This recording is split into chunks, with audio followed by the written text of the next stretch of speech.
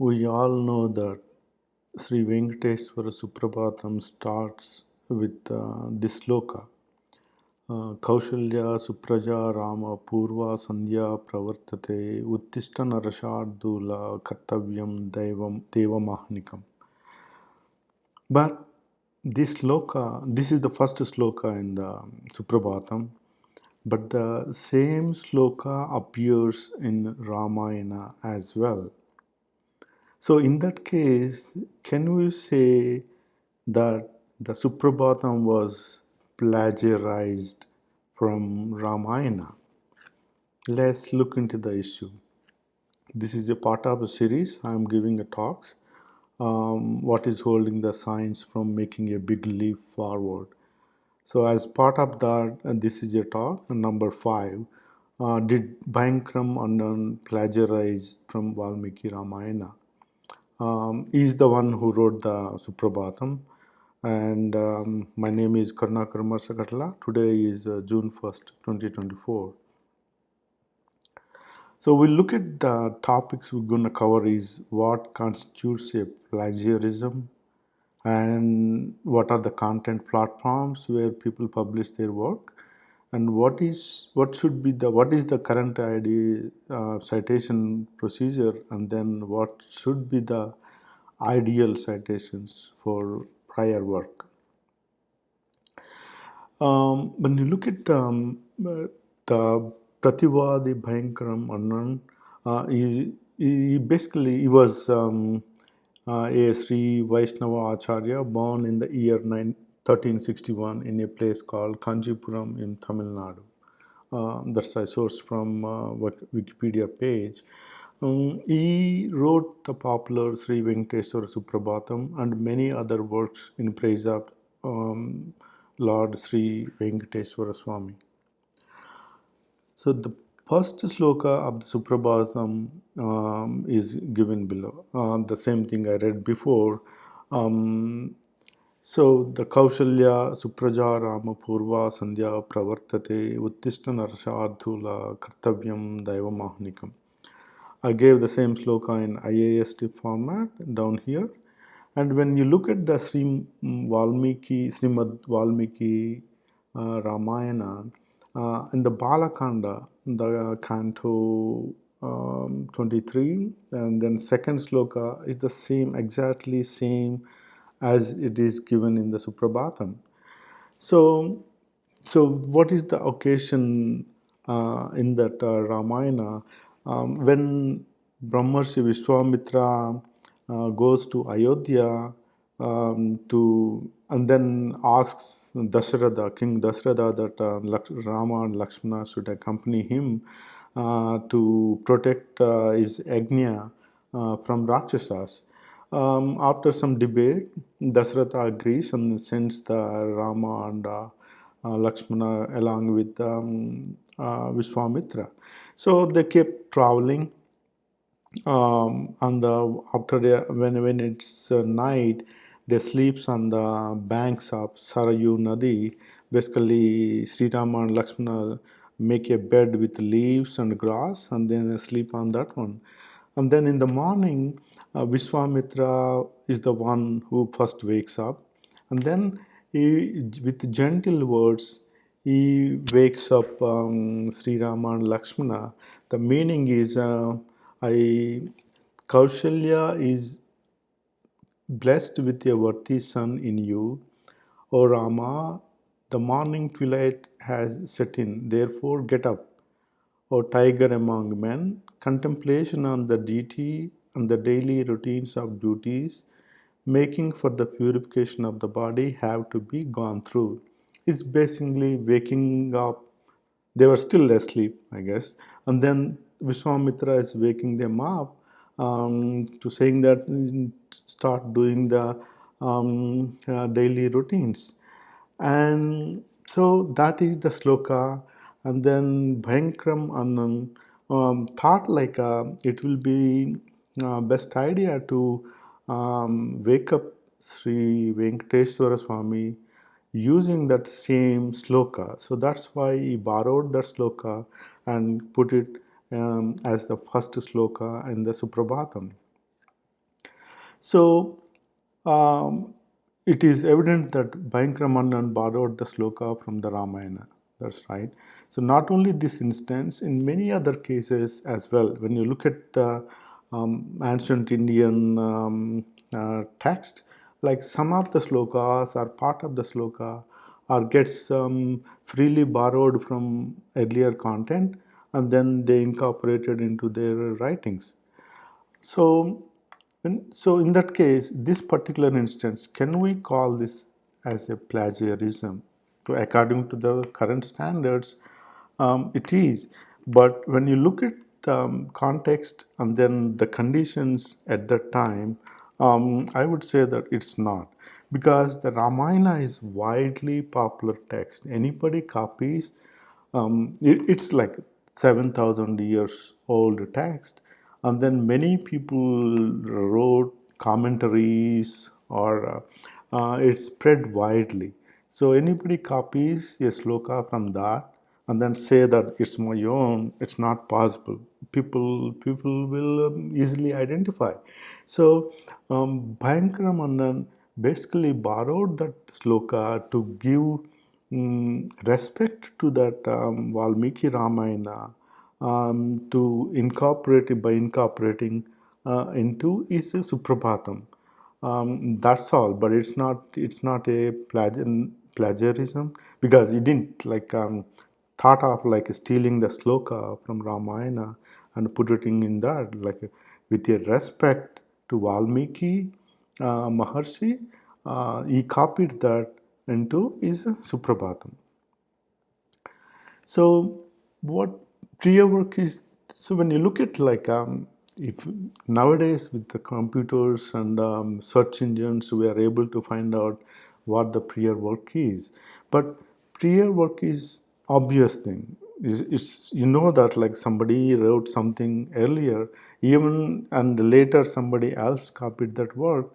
It obviously prior work will have a precedence, and then so let's look at citations to prior work is difficult to incorporate into the flow of the text. When you look at the old text writing, they can't put superscripts or subscripts or footnotes in those ancient texts, right? So therefore, the omission by Bhayankara Mannan is understandable. So he thought like it's obvious thing. There's no need to mention that this loka I'm copying from Valmiki Ramayana. So the practice of citation to prior work in every statement is the modern concept. So we started saying the putting the superscript or subscript or footnotes. That's how we are using the citation notation. But because we adapted to this, the earlier writers don't have to see this as the you can't see their work in the way you determine this is how the citations should work. So there's no that we cannot call that borrowing that sloka as an example for the plagiarism. So ancient authors did give credit to earlier works in the beginning of their text itself, if the work is a lengthy treatise. If you see Varah, Mihra, or Aryabhata works, like they always refer in the first, in beginning of the text itself, their treatise, they give like I'm referring to so and so text and summarizing their work into my treatise or something like that. So because this is a simple sloka, this is a simple like a set of slokas in praise of the Lord. So that's why it didn't mention that is copying from that Ramayana. So prior work is an obvious fact. It deserves the credit wherever it is published without time limitations. So that is a known thing. So whether somebody mentions it or not, the original work always carries the credit. So current definition of plagiarism is like if an author incorporates a part of an earlier content into their work and doesn't mention the original source, then it is categorized as plagiarism. But it should not be that way. So where the people make their content available. Content can be made available on any platform where that content can be saved and revisited in later times. Like somebody needs to go back and see. So, like if you cite something, you are copying from earlier work. That earlier work should be available to refer. So it could be newspapers, journals and magazines and books, either whether ancient or modern, and then videos, internet pages, whether they are deleted or active, discussion forums or comments. Uh, so YouTube, like you see a YouTube video and then comment, there might be a good comment that itself might constitute a discovery. Like if somebody presents something, and then the comment itself might be a good one, then like a video on that, then the comment also carries a tag like it is a original work, and that also should be considered as a for a possible citation reference. Mm, TV shows and radio shows cannot, in my opinion, they cannot be used as a citation source unless they are recorded and kept in a place for public use, because you broadcast something and that's gone. And so, unless that's recorded and saved somewhere where the public can go back and see it as a video or recording, then that can be used as a citation source. In the current literature, how we are doing the plagiarism check is currently plagiarism check is limited to journals, magazines, some books, not all. They basically search only some books and part of the internet content. They won't even look at all the internet content. Rest all of the content platforms are ignored. So that's how plagiarism check is being done at current time. So what happens due to those limitations? What is happening in the publication of content? So, what are the drawbacks in that kind of plagiarism check is there are drawbacks definitely, and then what are they? So, it is because there are so many videos are being created in YouTube, so many newspapers are publishing news and articles, journals, magazines, and internet pages. Billions, billions of people are writing, right? And for one person to go there and read all the content and generate your work is not possible.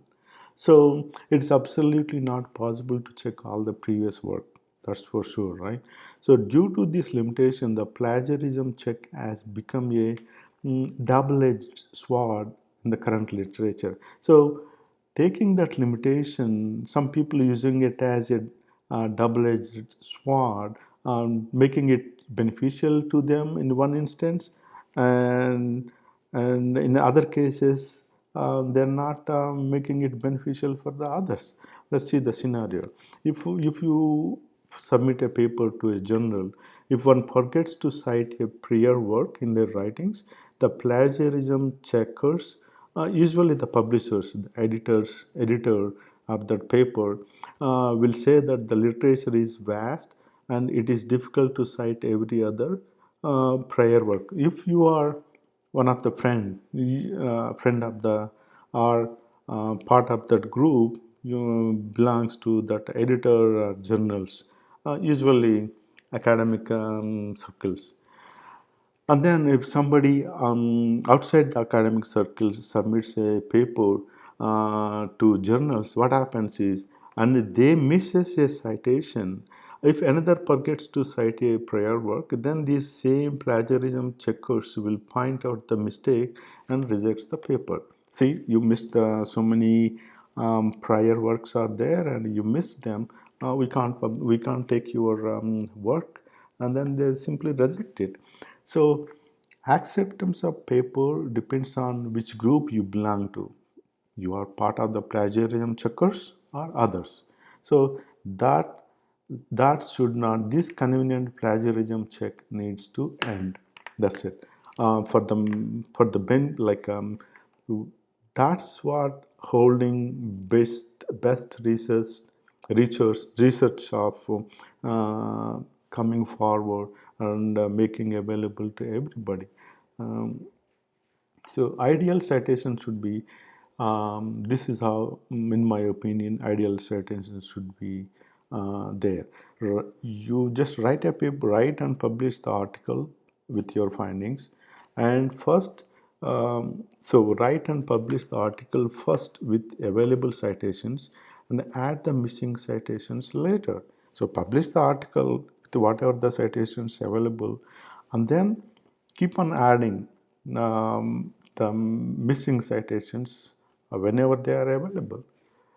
So every document will be updated continuously even after the publication with references from prior works, not the content. Once content is published, that's there. Unless you create a different version of that content, the content remains same, but the citations for other statements where if you find a prior work with similar content, that should be cited, and that needs to be updated on the internet page.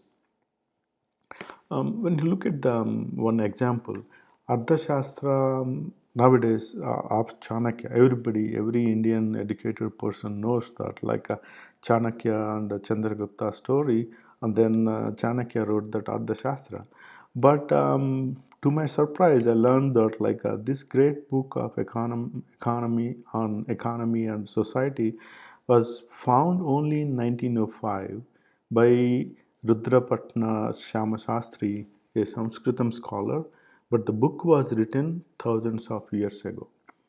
So it was originally written thousands of years ago, and it was being referred to later authors, later ancient authors, but the original text looks like it disappeared sometime around 1200, 1300, something around that period, and then rediscovered in some archives by that Sanskrit scholar, and then he published in 1905. After he found that with his commentary or something, he published the book in that year. So what happens, like if the concepts from this book is found in later works, anytime before 1905 or after 1905, the similar content, whatever there in that book, is found in another text. This Ardhashastra needs to be there as a citation. So that's why you might find a prior work any point of time, not when the article was published. So whenever there is a prior work is came to light, that citation needs to be added to the content. That's my point I'm trying to make. So that's why, so as in summarizing the talk, what I say is missing citations in an article should not be a criteria to reject the publication of the paper. So because there are no proper citations, the journal should not reject those work. Using a prior work shouldn't be considered as a theft. Um, it is possible that the author simply not aware of the prior work, or he know the work but not able to find the reference to that content. So both ways is possible. So in those cases you might not find a citation. So that should not be a criteria to reject the paper. That's why we should be able to update the citations to any work at any time. This approach gives the credit to the original work. So original work could be found later, like nowadays artificial intelligence and the search is becoming more advanced and fast, and so we could eventually check all the literature that was published, including videos, recordings and comments and discussion forums everywhere, wherever that content was published, and then update the citations. So that's how the ideal format of the research content should be, in my opinion. So this is, as I told you, is part of the series. I started on April 26th, 2024. What is holding us, holding the science from making a big leap forward? I gave you an introduction on this day. You can see all my previous works, previous talks I gave as part of this series. So what I am covering is first I kind of listed, gave the talk on some of my discoveries, and then later with this one, I'll be pointing out what are the drawbacks in publishing the results, research results, and then at the end I will propose how the research publishing should be, the ideal environment for the research publishing. That's all for today. Be part of the change. Thank you very much.